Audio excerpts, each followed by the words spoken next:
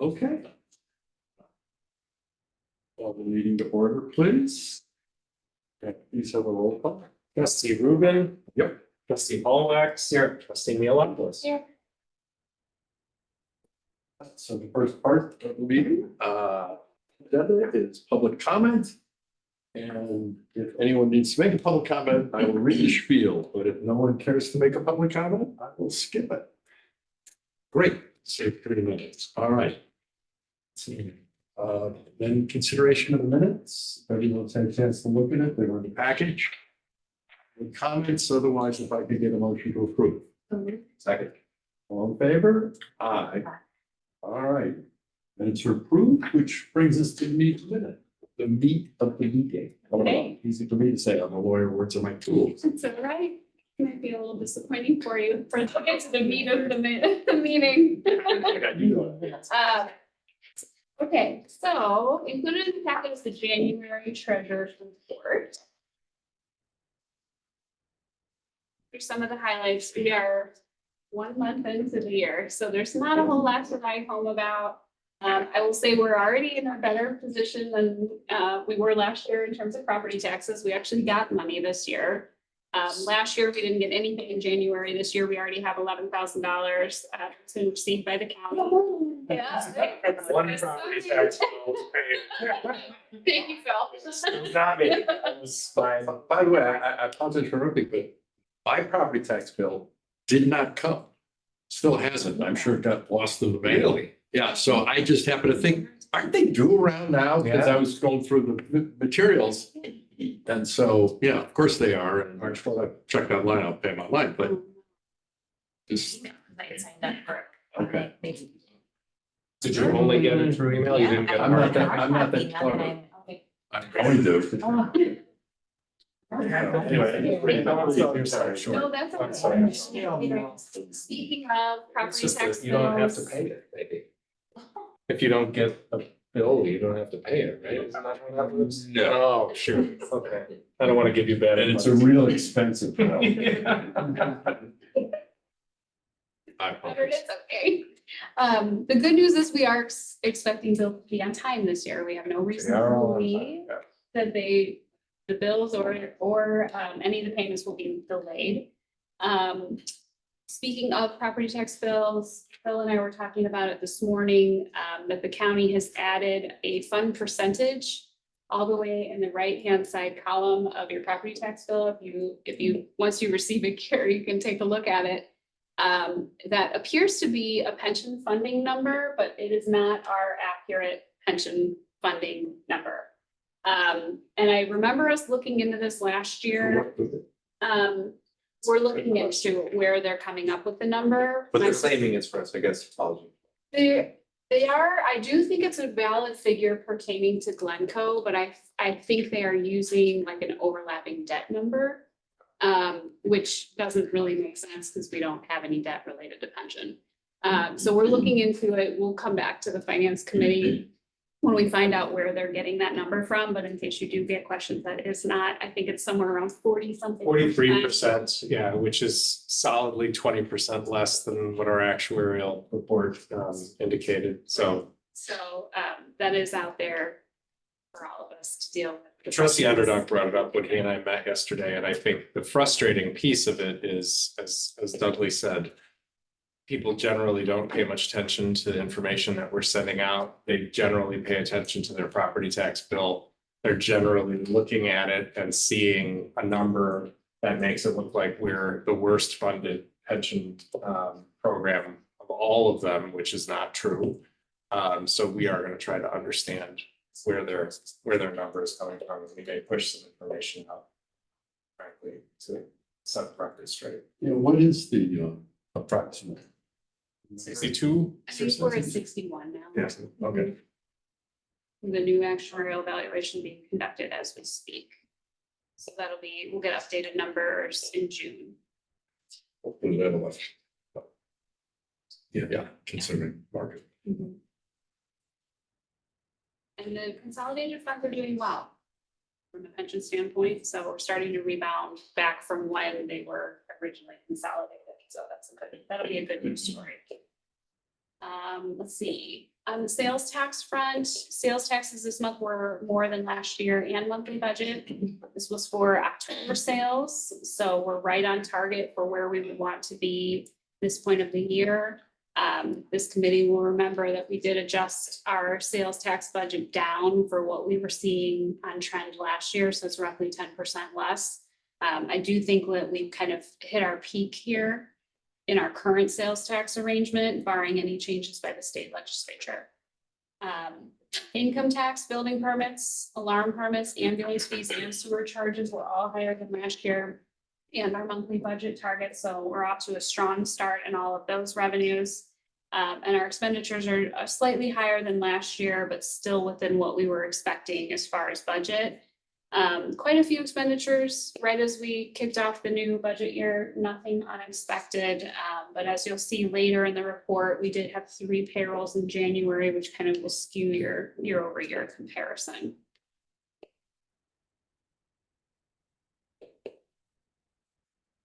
On the water fund side, again, volumetric revenue to be expected higher than last year. 5.2% of budget. It's up by $11,000 because we've started to phase in the rate increases that come with budget. We bill on a quarterly basis. So one of those months are on kind of staggered terms in terms of billing. So we saw that first month of the rate increase. The fixed charge revenue, same story, higher than last year. It's up by a whopping $2,000. And then the expenditures are slightly higher than last year, still well within budget, but we were restocking some of our water and chemicals early in the year. So you'll see that expenditure to pick up a little bit. And I will turn it over to Stella for the golf report. Thank you. Just a brief update on the clubhouse. Monica is going to review more details during the CIP timeline.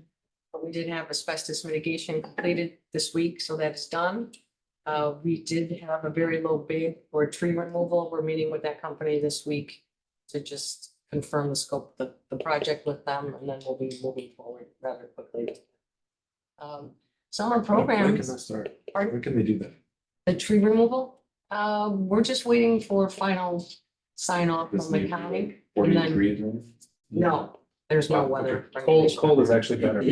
Perfect. You do less damage to the ground around the trees and things like that, so. Learn something new. Summer programs are selling very well. Believe it or not, we have already 25 kids signed up for our junior programs. So people are looking forward to the warmer weather. And also our permanent tea time program, which is a prepaid 19-week program. We've exceeded our budget. This begins in May, so we have all of the money in for that program. We're 5% over our budget, which is great because this is guaranteed money. We know that we're expecting a decrease in play due to construction, so these are our very loyal members that are going to be with us for the full season, so we're happy about that. That's it. Thank you. Our remaining funds, debt service, MFT, and capital projects funds expenditures are expected. We're just kicking off the year. There's not much to comment on those. From a personnel standpoint, full-time salaries and pension contributions increased as planned.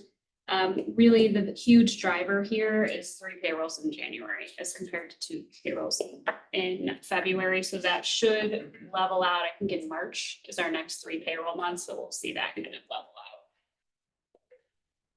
On a projection standpoint, again, we're assuming that everything is going to happen exactly as I have projected it. So this is kind of a wild projection in the month of January.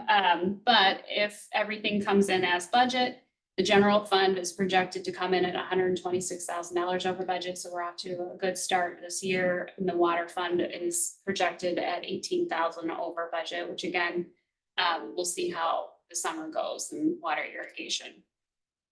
When we add expenditures into that equation, the general fund is projecting right on target to draw down $4.8 million for this group. Most of you probably remember, but just a reminder, that is all one-time capital expenditures that we're drawing down fund reserves in a planned manner. Similar story with the water fund. Right now, we are in a favorable position financially because some of the expenditures, I think, were front-loaded in January in our budget, so we'll have to adjust those projections. But the water fund is reflecting a $2.2 million drawdown, but we have no reason to believe we wouldn't be in line with that $3 million drawdown that was budgeted primarily for water main projects. When we look at fund reserves at month end, again, these are unaudited. Our audit is just kicking off. I think the auditors will be here next week. Our general fund is sitting with $14.5 million, just shy of 50% of operating expenditures, and the water fund is at 6.2 million, which is at 96%. And again, the lion's share of that water fund balance are bond proceeds that we issued in a prior year that are waiting to be spent down for capital projects. On the inflationary and economic impact side, still experiencing issues with vehicle and equipment labor shortages, getting vehicles outfitted. And I think we have well, he'll give the squad update later. Our commodities are lower than last year right now, but 16.3% of budget. We are talking at the staff level about the tariffs that are going into place, particularly trying to plan for the golf course project and other infrastructure projects that may be impacted by those things, trying to get our orders in sooner rather than later so we don't see the same types of logistics delays that we saw several years ago. On the contractual services side, those are running lower than last year, only at 5.7% of budget. That being said, I do want to note that before the village board, on the agenda for Thursday night is a significant budget amendment for projects that are rolling over from 2024 into 2025. It is going to increase the budget. I think it's over $1 million. Does that sound right? But those are all dollars that were previously allocated in the 2024 budget that rolled into fund reserve. So we do have resources available to cover all of those expenditures, but I did want to mention it here just so that you know that that's coming if you haven't gotten to Thursday's packet yet. One other thing I wanted to mention is that we do have a bond ratings call. It was originally scheduled for Thursday. We had to reschedule it till Monday, but we will have the bond rating call on Monday in preparation for the bond sale that will happen at the March Village Board meeting. And then the bond closing will happen in early April. We'll have the bond proceeds ready for April, which lines up pretty nicely with the project schedule. I'm happy to answer any questions. And so the clubhouse bonds, we're talking 25-year amortization. 25-year amortization, and it's just over $12 million that's remaining. It's been our in the longest authority. maturity to date. Well, what has been? 20 was our legal maximum that we This could will be borrow. our longest. Yeah. And this is directly, related to the village's home rule authority, the flexibility to push it out further. So And 25 years aligned with the contract extension that we have with the county. So we didn't want to go much further than that, but our initial projections with our financial advisors shows that the bond payment will be about $200,000 less by extending it out by 25 years. So we may get a bidder or less in our auction because of the extended term, but right now tax exempt bonds are still very hot on the market. There's a high demand for AAA. So we're not concerned. there is still concern about federal government's been having conversations about tax exempt status on municipal bonds, just from the standpoint of what Nikki and I have both been involved in with the Northwest Municipal Conference. They're very engaged on the subject. It's something that's part of the legislative agenda for the current year, and is something that we are sharing with senators and United States representatives from the standpoint of concern and frustration with that. So there's no update as to where that may land, but everything's on the table right now, so who knows? But just something to be aware of. Good thing we're issuing sooner rather than later. Yes, correct. hard to imagine any Can't wrap my head states, around that. that don't, any locales that don't have I think funds. the question the federal government is looking at is how it can recoup resources in different ways in an effort to cut taxes elsewhere. And so it's looking at the magnitude of municipal bonds. I want to say, I saw something that the Northwest Municipal Conference put out that 80% of tax exempt bonds are held by local governments and counties, remaining by states. So, you're really looking at local government being the ones that are the most concerned that this may drive up costs, it may change the whole bond market in a way that we've never really seen before. So it's an open question. But for now, there's still taxes. Let's not for the. I think we're gonna be saying that a lot, but for now, and maybe the next 5 minutes. Right, thank you. Anybody else? So CIP report. So for tonight's CIP report, we are gonna do this a little bit differently to give the board some options of how they like viewing the data. On page 48 of your packet is the one-page monthly report that you're used to seeing. We did make an edit to it to remove the date columns involved in this report to make it more of a financial report to show you the projects that mirror what's in the budget in the order that they're in by fund, and then what the expenditure is related to that project. On this monthly report this evening, there's very minimal activity. We've only had some lead service line reimbursements, and so that's the number that's been added to that report. The second report, which is on page 4950, which I've also given you a copy of in front of you, is the CIP timeline. And Director Steiner is going to go over that, and also Chief Lawford's going to go over it as well with their project updates. And we have changed the format a little bit to group it by types of projects. As you can see, it's got like engineering, infrastructure, that kind of layout. And just kind of to get your opinion based on that tonight of, do you like this version where it's kind of grouped by the type of project versus it following the specific fund it was related to? So just if you have any comments on that, please let us know. We've also changed the color scheme based on some of your comments, and if there's anything else you'd like for us to do, just let us know this evening. So I'll hand it over to Director Steiner.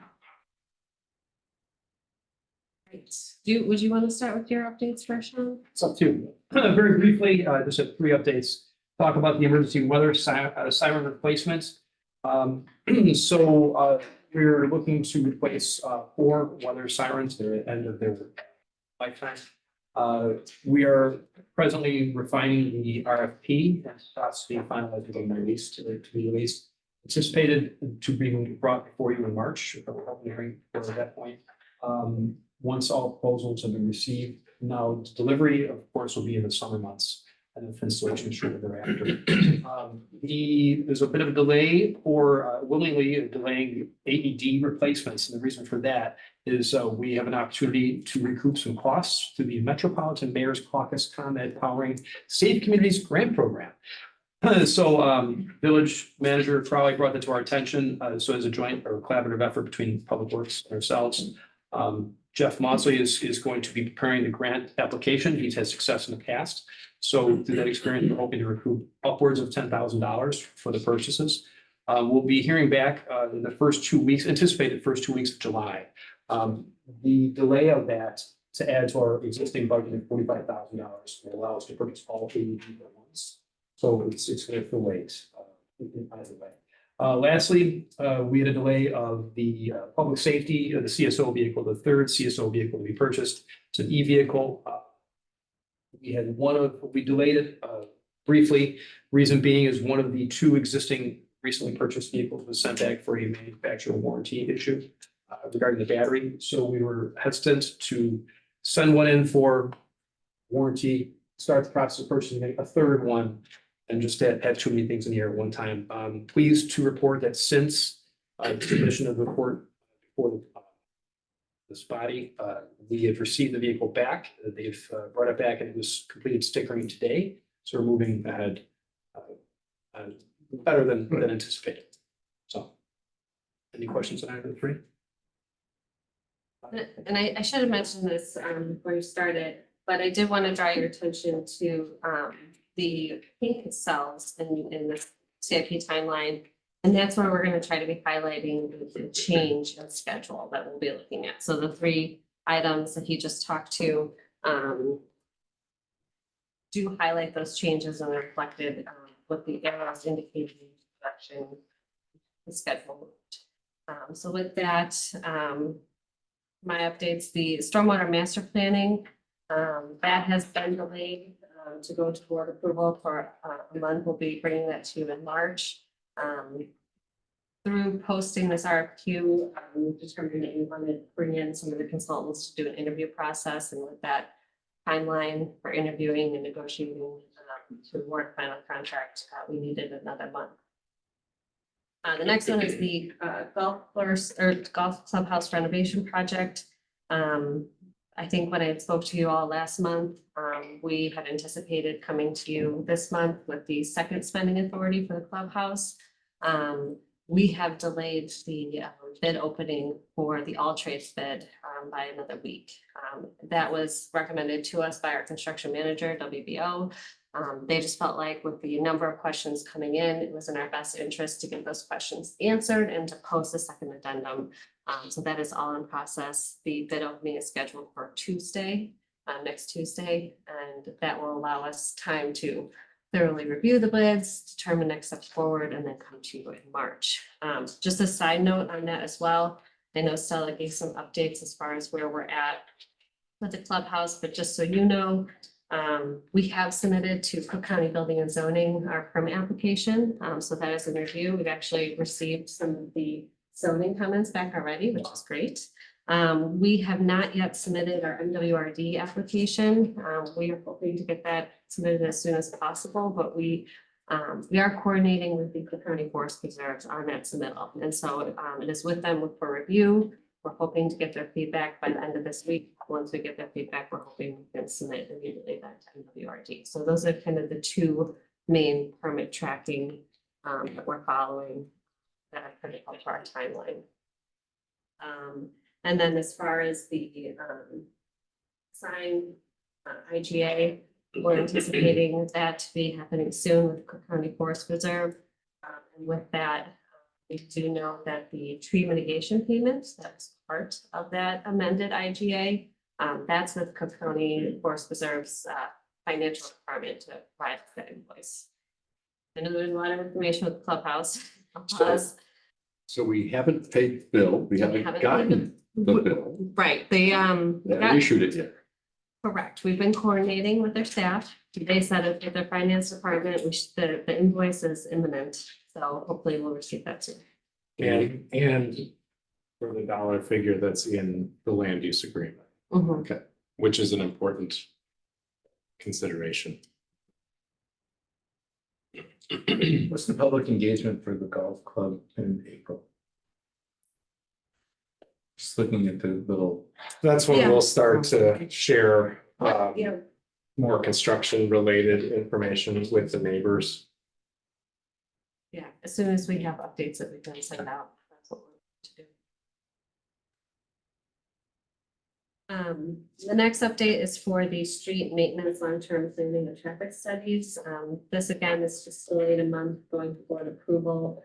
We've just been negotiating back and forth with the consultant on the final scope of that project. We do not anticipate that this will affect their ability to complete the proposed task for this year. The next 2 are equipment deliveries. The first one is the 1.5-ton truck from the 31. We got the quotes, and with that, we were given updates that we can anticipate the delivery date in June. But with this truck 31, we're gonna have an outfitting for the plow, and that is anticipated to take place in September. So the final closeout for this purchase will be until October. The second piece of equipment is our leaf vac replacement, number 67. We got these quotes earlier than we expected, so we'll be bringing them for board approval in March. With that information, we pushed out the anticipated delivery into October. Any questions? Monica, how many responses did we get on the stormwater master plan RFQ? We got 11 responses. Hmm. Yeah. So- So really pleased with the number of responses we got. We've just narrowed it down to 5 consultants that we'll bring in for an interview, so we'll be scheduling those. Hopefully all of them will get scheduled this week. You know how many people have downloaded the plans for the golf club? People are playing. I don't have the plan holder list. It's, I can ask though, that's our construction manager, WBL. And I think it's a hard question to answer mostly because it's all separate trades, right? And so, you know, they are actively keeping tabs on how many responses they're expecting for each one of the trades. And making sure that there's enough interest and they'll receive enough bids on all separate trades, so they're actively managed. And I think we just got a call with them today. They seem very optimistic about the number of responses. So I was gonna make a comment about the question about ordering of the truck. I'm okay with anything. This is a tool for staff as much as it is for us. I like it like this, but I'm happy to move it back to organize it by fund. Gary, you had any preference or? I find this just more informative for me, for my In this grouping, Yeah. the way that we. functionality, what the type, if you will, just as an appeal. I'm a different, you better way, I'm telling Well, you. you like it by fund, I think.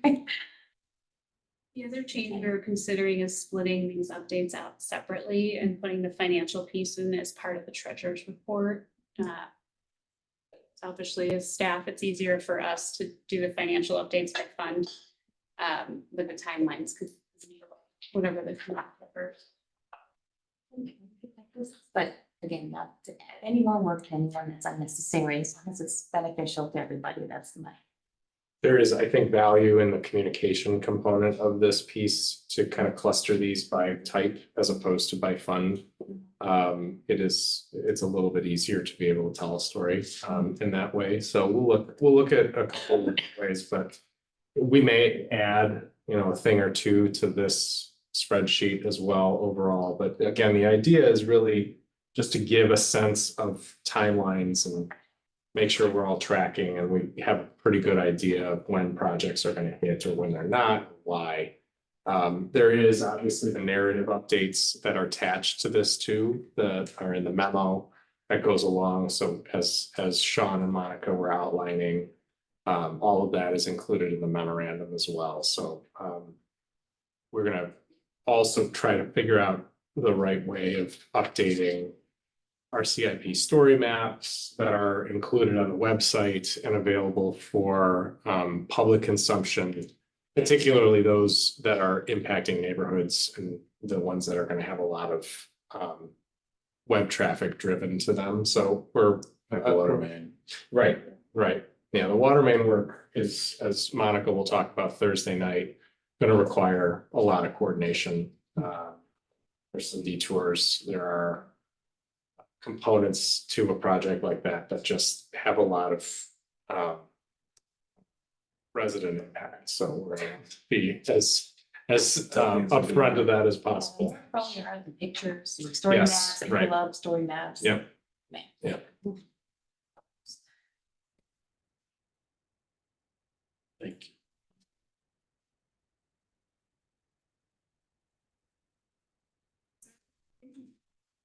All right.